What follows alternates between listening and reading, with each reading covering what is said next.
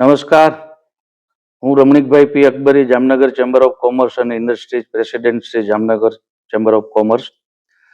આજ રોજ આપણું કેન્દ્રીય બજેટ 2026-27નું આપણા આદરણીય નાણામંત્રી શ્રી નિર્મલા સીતારામને રજૂ કરેલ છે અને હું જામનગર ચેમ્બર વતી હું આવકારું છું.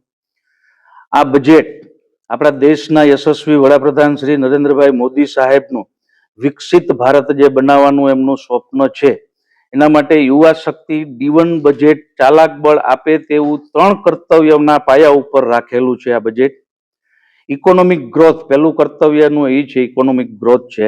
ઉત્પાદકતા અને હરીફાઈ ક્ષમતા વધારી શકાય એના માટે સેકન્ડ પોઈન્ટ છે લોકોની આકાંક્ષાઓ અને ક્ષમતાનો વિકાસ થાય. યુવા શક્તિની આકાંક્ષા અને ક્ષમતાનો વિકાસ થાય એના માટે મેઇન ફોકસ આ બજેટની અંદર આપવામાં આવ્યું છે. સબકા સાથ સબકા વિકાસ. દેશના યશસ્વી વડાપ્રધાન શ્રી નરેન્દ્રભાઈ મોદી સાહેબનું 2047 સુધીમાં વિકસિત ભારત બનાવવાનું જે એમનું સ્વપ્ન છે એના સ્વપ્નને સાકાર કરવા માટે આ બજેટ આત્મનિર્ભર, લોકલ ફોર વોકલ, આજે લોકલ પ્રોડક્ટ્સ બનાવો અને હિન્દુસ્તાનની અંદર, આપણા ઇન્ડિયાની અંદર વેચો, એવો એનો મેઇન એમ છે. આ ભારત બનાવવા માટેનો પ્રકલ્પથી આગળ વધી રહ્યું છે. MSMEમાં જોગવાઈ ઘણી બધી આવકારદાયક છે. આપણા દેશનું MSME સેક્ટર છે, બહુ મોટું સેક્ટર છે. 11 કરોડથી વધારે લોકોને રોજગારી આપે છે.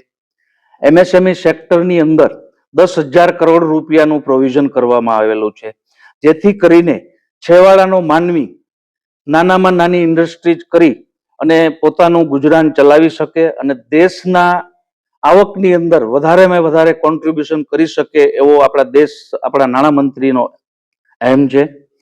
જામનગર માટે કહી શકાય તેવું આ ગૌરવની વાત છે. ગ્લોબલ ટ્રેડિશનલ મેડિસિન સેન્ટરમાં એવિડન્સ બેઝ રિસર્ચ માટેનું ફંડ છે ફાળવવામાં આવ્યું છે. જામનગર માટે એક ગૌરવની વાત છે. આયુર્વેદિક યુનિવર્સિટી છે આપણા દેશ માટે અને આપણા જામનગર માટે બહુ ગૌરવની વાત છે. એના માટે આ ફંડની ફાળવણી કરી છે કેન્દ્રીય બજેટમાં, એટલે આપણે એક ગૌરવ લેવા જેવી બાબત છે. ઇન્કમ ટેક્સની અંદર મેજર ચેન્જીસ આવેલા છે, જેમાં પેનલ્ટી છે. પેનલ્ટીની અંદર ઘણી બધી રાહત આપવામાં આવેલી છે.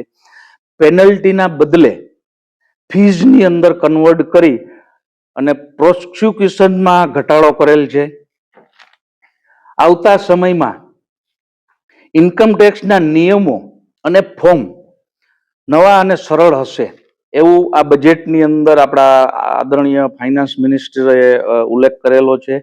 ઇન્કમ ટેક્સ રિટર્ન ભરવાની જે તારીખો પ્રથમ 2 તારીખો હતી, ઓડિટ વગરની 31 જુલાઈ હતી, ઓડિટ સાથે 31 ઓક્ટોબર હતી. 2માંથી આખા વર્ષમાં 3 તારીખો કરી છે, જેથી કરી અને વ્યવસાયિકો અને આપણા દેશના ઉદ્યોગકારોને સારી એવી રાહત રહેશે.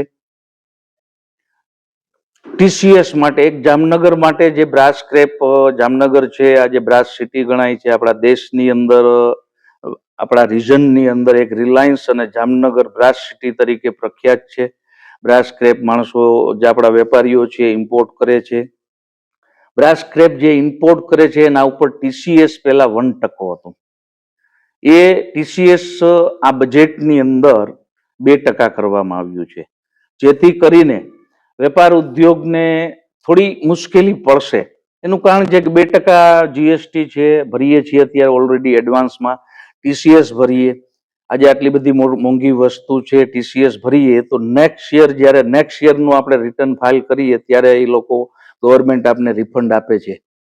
તો TCS માટે અમને આશા છે કે અમે ચેમ્બર તરફથી આપણા જામનગર અને દેવભૂમિ દ્વારકાના લોકપ્રિય સાંસદ બેનના માર્ગદર્શનથી અમે ફાઇનાન્સ મિનિસ્ટ્રીમાં રજૂઆત કરશું, જેથી કરી અને જામનગરના બ્રાસપાટ ઉદ્યોગને થોડી જે કાંઈ તકલીફ આવતા સમયમાં આવશે એનો તાત્કાલિક કઈ રીતે નિકાલ થાય એવી અમારી ચેમ્બર તરીકે પૂરી કોશિશ હશે.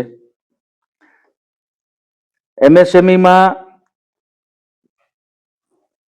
ચેમ્પિયન SME માઇક્રો એન્ટરપ્રાઇઝ સહાય હેઠળ 10,000 કરોડ રૂપિયાનું 2021ની અંદર ફંડ ફાળવેલું.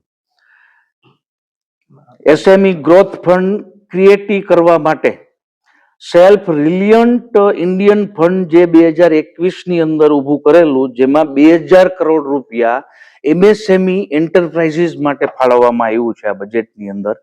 એટલે એક એમએસએમઈ સેક્ટર માટે બહુ આનંદની વાત છે કે આપણા દેશનું એમએસએમઈ સેક્ટર ધીમે ધીમે હજી જે કન્ડિશનમાં આગળ વધે છે એનાથી પણ વિશેષ આગળ વધશે. આભાર. Thank you. નમસ્કાર, હું Krunal Sheth, Jamnagar chamber of commerce and ઇન્ડસ્ટ્રીનો માનદ મંત્રી. આજે કેન્દ્રીય બજેટ 2026-27નું આપણા દેશના આદરણીય નાણામંત્રી નિર્મલાજી એ જે રજૂ કરેલ હતું તેના પ્રતિક્રિયાઓ અમે દઈએ છીએ અને આવકારદાયક બજેટ છે.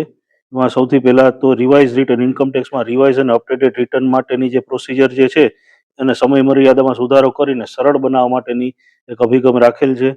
રીએસેસમેન્ટના કેસમાં ત્યાર પછી પણ એડિશનલ ટેક્સ ભરીને ભૂલચૂક સુધારવા માટેની પણ તક આપવામાં આવેલ છે, જે પણ ખૂબ આવકારદાયક છે. એક અમારા Jamnagar chamber of commerce and ઇન્ડસ્ટ્રીઝની એક રજૂઆત હતી અને તે ગ્રાહ્ય રહી છે, એ છે શેરના બાયબેક માટેની. ઓક્ટોબર 2024માં ડિવિડન્ડ ઇન્કમ તરીકે એ ગણાતી અને નાના ગ્રાહકો અને નાના રોકાણકારોને શેર બાયબેકના કિસ્સામાં ટેક્સનો વધારે ભારણ સહન કરવું પડતું હતું. તેમાં રાહત આપી અને અત્યારે એ ટેક્સના ભારણમાં રાહત આપેલ છે, એ પણ ખૂબ આવકારદાયક છે. આભાર.